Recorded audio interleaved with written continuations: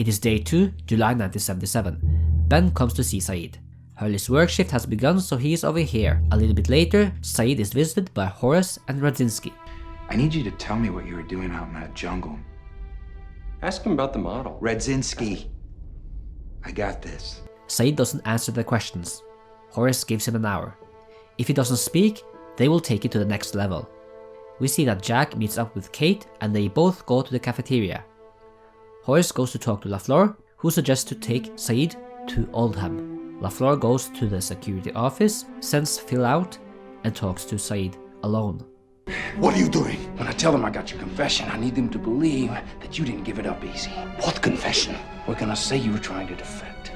You were gonna offer some intel on the others in exchange for living with us. Sayid gets yet another visitor. Boy, is he popular. Roger Linus comes in to clean the cell. Ben comes in with a sandwich and is sent away.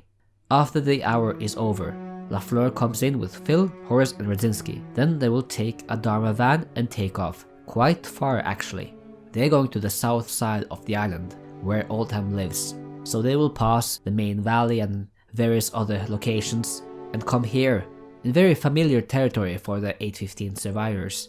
Oldham lives here. This is the torture location, and it's extremely fitting that they chose the exact same filming location as this one, at Kawela Bay Banyan, where Sayid tortured Sawyer.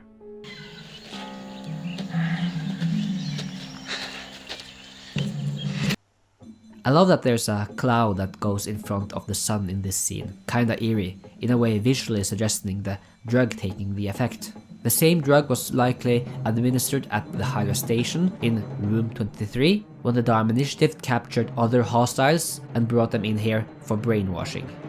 You can check out the video on room 23 where I talk about this location and the use of drugs, similarly to MK Ultra. Oldham has likely given him some LSD and interrogates him, revealing his future origin and knowledge of some of the Dharma stations and the Purge. Juliet talks to Kate about her relationship with James at the motor pool, while the Dharma van brings the captive Sayid to the barracks. And probably at the same time or earlier, the Dharma doctor travels to the Looking Glass, so he won't be able to assist them during the operation on Ben. There might be a medical situation in the Looking Glass that he needs to check up on, so he'll be here.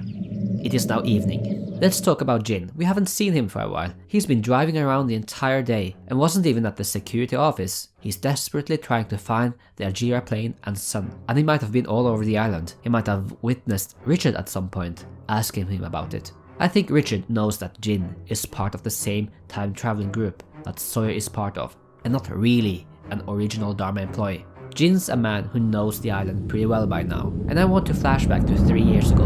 In that short time span, when they were going around looking for people, Jin might have gotten the idea that Rose, Bernard and all the other 815ers might have gotten inside the temple. I like to propose the theory that Jin, who decided to muster up some courage, went to the wall and probably borrowed a hazmat suit, thinking that the French expedition got sick down there, not realizing it's not a transferable virus like that, but he got inside the temple wall. He got apprehended, of course, by the others, but Richard was there. And since Richard knows that he's not a Dharma member, at least not yet, the truce wasn't broken. Richard would take him aside, tell him that no, there are no survivors here and no, he can't visit the temple. He would tell him that you can't get sick by going down that tunnel, hence why Jin has no problem leading them there in the season 6 premiere.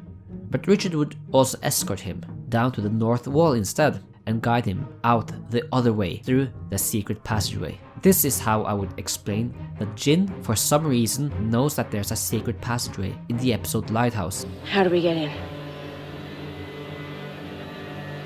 There's a secret way. No one will see us.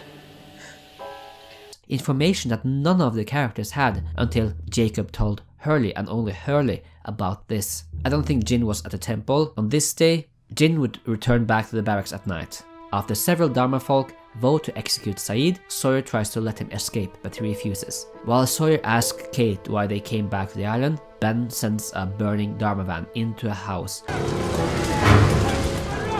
What the hell happened? 3 years, no burning buses, y'all back for 1 day.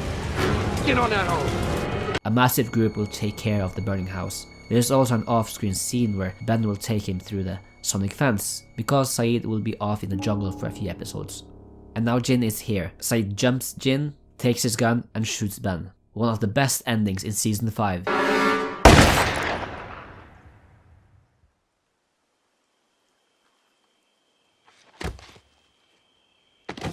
Really chilling, especially when we believe that Lost actually had Sayid kill a kid on screen. Unfortunately, this is my least favorite episode in season 5. In fact, it would rank very low on the all-time Lost episodes list for me, although it was a breath of fresh air to get back to a classical flashback episode. But up to now, we've had so many nuances to Sayid's character, his intuition, his logical thinking. Where did you get this? Where did you get this? Where did you She doesn't get... understand She understands you, me. Sayid. I think Michael has been compromised. Let's keep walking, Jack. What do you mean His compromise? actions are not those of a man who is telling the truth. You are sitting here, Kate, because I am certain he is not alone. His love life, his interest in technology and electronics, as well as his Muslim faith. Unfortunately, I feel like there's a sad tendency with Sayid's character, and it is really heightened in the last 1.5 seasons.